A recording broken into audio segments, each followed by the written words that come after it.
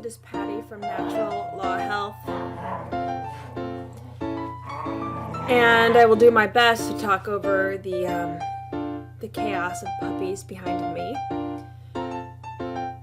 We are embarking upon a time when I think I should, that I want to, point out is important for humanity to align with nature, and keep in mind that nature is the essence of the physical and the spiritual.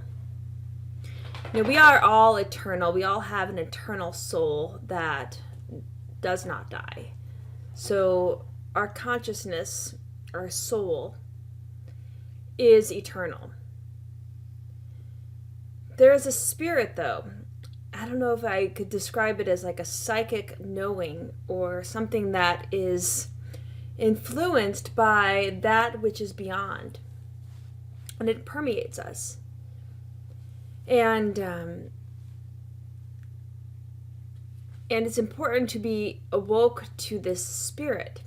Unfortunately, in the past, 100 years or more, humanity has been diverted into a materialistic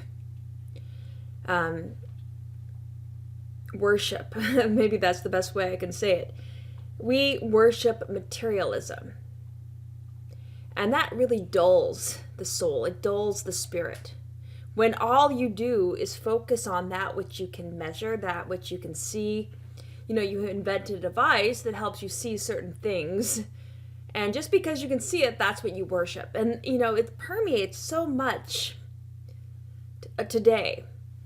We have whole institutions that are adding more and more to this materialistic component of what is real. And now, we've ignored the spirit so long, we're about to destroy everything or change everything. I'm not a fortune teller, but, today is a pivotal day. Well, not today specifically, but this week. And I'm not one for the news. I don't watch television. I stay away from that for the most part. But I do spend a lot of time, balancing meditation with reading great spiritual works, listening to audiobooks of spiritual teachers, because there's so much materialistic components to our society. Even the career that I am currently involved in, science education. I am a human anatomy and physiology professor, and I teach about the physical body, what it's made up of, what it does, and there's no talk in any of the books I teach out of the spirit. No talk whatsoever. There's an understanding that, yes, there's something quite magical that goes on in the human body. When we talk about energy production, ATP, and the processes that occur within the cell involving the mitochondrion,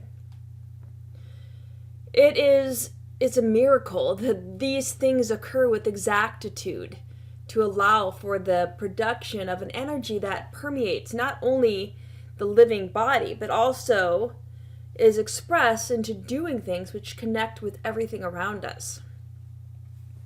Even the fact that a hormone knows exactly what receptor to bind to and to create a physiological expression. We know that this hormone fits this receptor, but how does it know what to go to? How does it know, where to travel? There's so much we can't explain. And all of that is being ignored right now. We need to, I think, as a human species, I've been saying this for a long time, detach ourselves from the television. It's good to be aware of what's going on, but rise above it. Don't detach completely in that you're just, this not paying attention to anything. We need to pay attention. We need to spend time in both. both the physical and the spiritual. I don't want to make this video too long, but I want to point out one thing. I'm a big fan of Rudolf Steiner, and I listen to his audiobooks. I read articles from other scholars that have studied him in a more in-depth way that they can, maybe explain things, because he was just such an amazing man. But, one of the topics he talks about quite a bit, is the Christ impulse. And Christ is the middle path, whether you're whatever religion you enjoy, or if you detest religion, that's fine. Many of the spiritual teachers have been manipulated by many nefarious groups, and that does give a lot of people a bad taste for religion. But let's get rid of religion. Religion holds back the truth anyway. Let's talk about the Christ principle, the Christ impulse. It is the middle path. And there are two other pillars that are on either side. So, when we look at the three pillars, the middle path is the Christ impulse. And then there's the other two that are not part of the middle path. They are outside of it. Some people connect that to the two hemispheres of our brain. The corpus callosum connects those two hemispheres. So perhaps the corpus callosum is the middle path. Right hemisphere, left hemisphere. The right hemisphere is more associated with the feminine, the left hemisphere with the masculine. We are both. But the way Rudolf Steiner describes it, or at least my interpretation, is that we have, or he describes them as Luciferic and Ahrimanic. And both of those I like to look at, or to me, seem to be two sides of the same coin, which many dualities are. And they're both two sides of the devil, per se. And the devil is an interesting character. And, it's been thought of that which can control humanity, if we can give them something to fear. Now it's not the devil, now it's, the fear of other things, like an imaginary pathogen. So fear is a common tool to control. But when we look at Luciferianism and Ahriman, again, they are two sides of the same coin. They're both kind of considered the devil, which is kind of taking humanity off the path of evolving and coming to know who we are. Getting to that point in our own human evolution where we are completely healthy. I mean, that is possible, right? We are on that path where there doesn't need to be illness, there doesn't need to be sickness. Part of what I do outside of college teaching is I provide health consultations for people to bring them back to a state of health. And you do not need a lot of the chemical potions that are produced by the pharmaceutical industry to maintain a disease in your body. You can actually detoxify it, and I talk a lot about that. But pure health is possible, and pure knowing of who we really are, and evolving our consciousness to rise above the pettiness of what those in control are trying to control with these principles of Luciferianism or Ahrimanic kind of impulse. Those two. They're trying to deter us from that middle path. So it's really important that we kind of bring ourselves back to that, right? So we want to, what is Luciferianism? Well, Luciferianism, Lucifer actually did incarnate, according to Steiner, many, many years ago. He did incarnate before Jesus, actually, before the Christ incarnated in Jesus Christ, the human Jesus. And Lucifer and Luciferianism as a whole is very much connected to kind of that feminine, the right hemisphere. And it meant to pull humans into kind of a detaching from, knowing the physical and just kind of spending too much time in the other realm. And then we have the Ahrimanic, which is really, I think, more prevalent today. This is what is more of a threat today.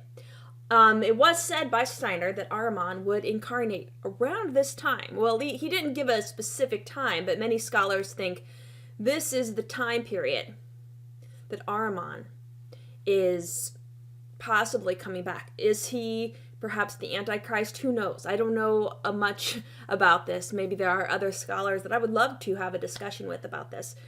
But, one scholar I was reading recently mentioned that they think that 1998 to 2000 was the time period that Ahriman chose to incarnate into a human body, and that would make him, in his early 20s or her in her early 20s.